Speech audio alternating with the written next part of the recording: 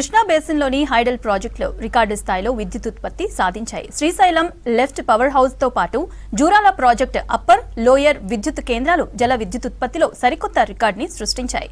Hydel power జనరేషన్లో 25 ఏళ్ల రికార్డుని చెరిపేశాయి.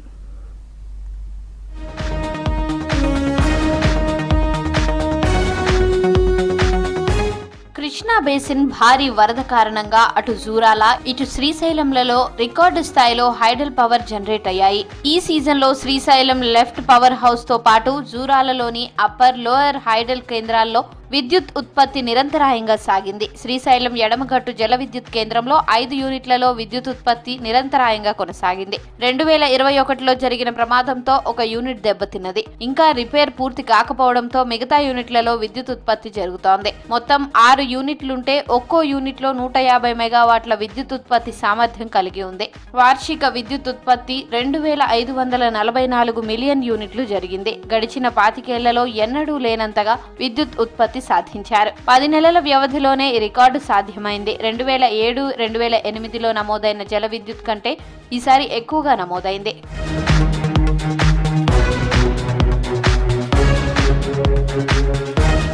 జూరాలలో ఒక్కో విద్యుత్ కేంద్రంలో 6 యూనిట్లున్నాయి. ఒక్కో యూనిట్ 40 మెగావాట్ల విద్యుత్ ఉత్పత్తి సామర్థ్యం ఉంది. వార్షిక విద్యుత్ ఉత్పత్తి 300 మిలియన్ యూనిట్లు కాగా ఆ టార్గెట్ ను జూరాల అధిగమించింది. వరద ఉన్నన్ని రోజులు మాత్రమే హైడల్ పవర్ జనరేషన్ సాధ్యపడుతుంది కాబట్టి ఇన్ఫ్లో ఆధారంగా జూరాలలో అన్ని యూనిట్లలో విద్యుత్ ఉత్పత్తి అయింది. ఈసారి సీజన్లో భారీ వర్షాలకు కృష్ణా నదిలో వరద కొనసాగడం వల్ల తెలంగాణలో కృష్ణా పరివాహక ప్రాంతంలో రికార్డు స్థాయిలో విద్యుత్ ఉత్పత్తి జరిగింది.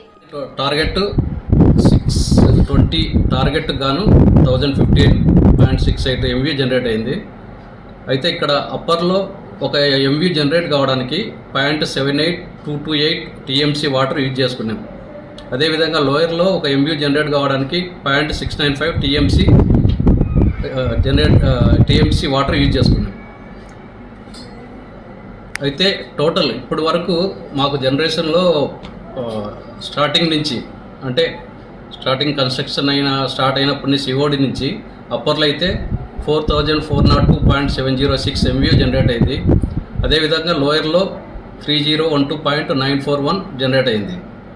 సో ఈ సంవత్సరము అన్ని సంవత్సరముల కన్నా టార్గెట్ కన్నా రీచ్ అయిపోయి ఇంతవరకు హైయెస్ట్ ఎంత ఉందో దాన్ని రీచ్ అయిపోయాము.